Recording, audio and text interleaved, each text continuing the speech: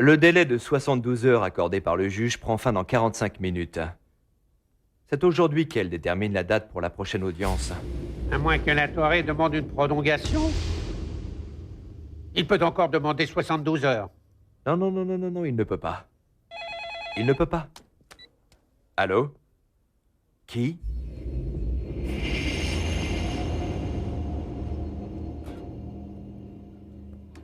C'est moi, monsieur. Elena Olivares. Alors ça? Alors ça, oui, c'est une surprise, mademoiselle Olivares. Justement, tout à l'heure, j'étais en train de repenser à vous et à Diego. Où en sont vos projets de mariage? Là où nous les avons laissés, monsieur. Et je décèle dans votre ton quelque peu ironique que vous et votre famille ne devez pas être étrangers. Merci de me surestimer. Vraiment. Mais non. Cette fois, je n'ai rien à y voir du tout. C'est une décision que Diego a prise de manière unilatérale. Vous savez quoi? C'est dommage que vous ne m'ayez pas cru la première fois où je vous l'ai dit. Vous, aux yeux de Diego, vous n'êtes rien de plus qu'une aventure de fin de semaine. Quelqu'un dont on peut largement profiter après avoir bu quelques verres de tequila. Jusqu'où il est allé cette fois? Est-ce qu'il vous a encore promis de vous épouser?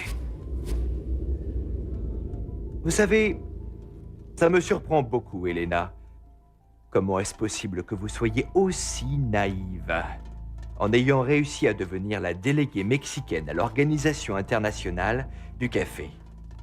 Pardonnez-moi de vous le dire, mais même si vous avez le poste le plus important dans le monde du café, vous ne vous êtes jamais débarrassé du complexe d'être une simple saisonnière amoureuse du patron.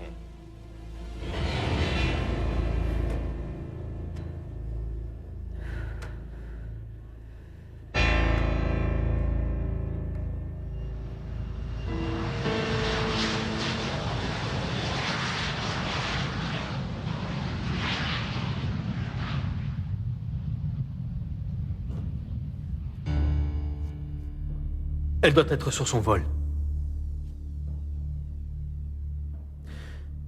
Très bien. Comment régler le problème de la saisie de l'hacienda? Plus tard, j'ai rendez-vous avec les créditeurs. Ils veulent nous proposer un arrangement. Non. Aucun arrangement d'un de ceux qui compromettraient la propriété. C'est justement ça dont j'ai un peu peur. Hier, j'ai voulu me servir d'un recours légal pour retarder la saisie, mais il y a eu des transactions étranges entre le notaire et les représentants des créditeurs. Et depuis ça, je n'ai plus entendu parler d'eux. Et qu'est-ce que tu crois que ça signifie? Premièrement, qu'ils espèrent négocier la dette, pas d'un point de vue marchand, mais plutôt judiciaire. Ce qui équivaudrait à une nouvelle plainte pour fraude contre toi. Et dans ce cas, ils auraient la liberté pour exiger le paiement de la dette, allant même jusqu'à brader les propriétés. Calme-toi. Ah, ce n'est pas une procédure facile. Et puis finalement, Diego, ça nous laisserait du temps pour organiser ta défense dans le cadre des exportations fictives. Tu es sûr? Nous ne le saurons qu'après leur avoir parlé. Maintenant.